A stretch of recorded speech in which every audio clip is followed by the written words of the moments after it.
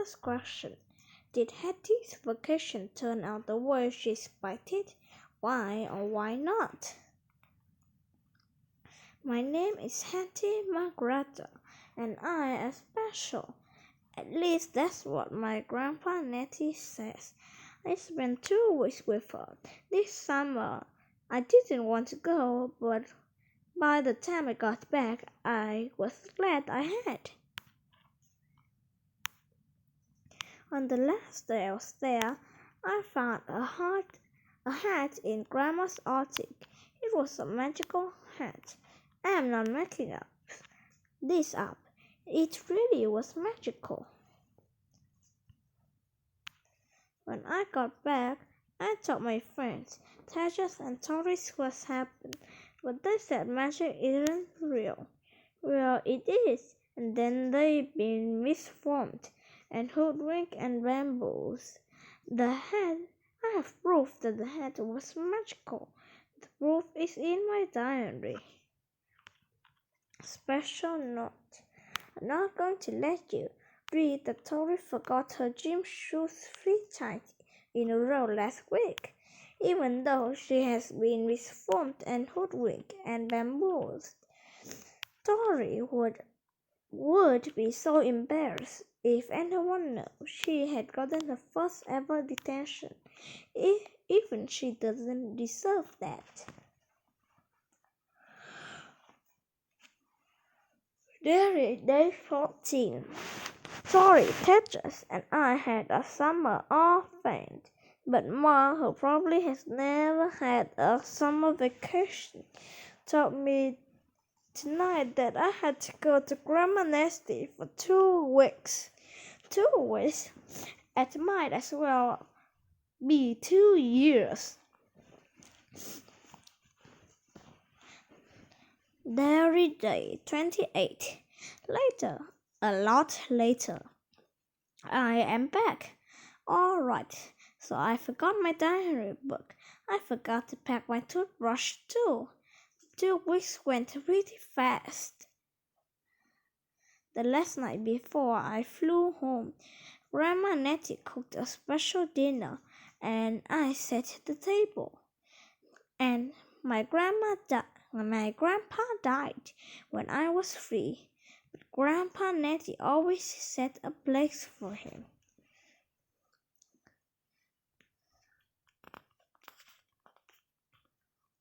I don't remember Grandpa very well, but he loved horses and had a horse of his very own. He loved wearing weather chaps and his cowboy hat. Grandma said she took me for a ride on his horse once. I kind of remember that, but not very well.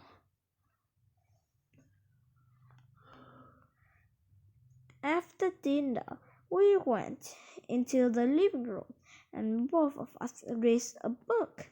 Grandma Nettie fell asleep after only 2 pages of her books. I must have fallen asleep too, because I woke up with my nose smashed on the page 734, the page where this doomed character is so scared she pulls the covers over her head. Like that, save her. Grandma Nettie was sound asleep in her chair, so I started prowling around Grandma cause she's getting into mischief.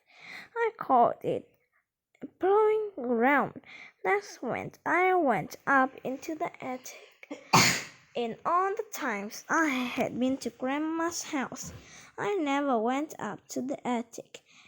I guess that I thought that the door was just a closet. I climbed up the stairs.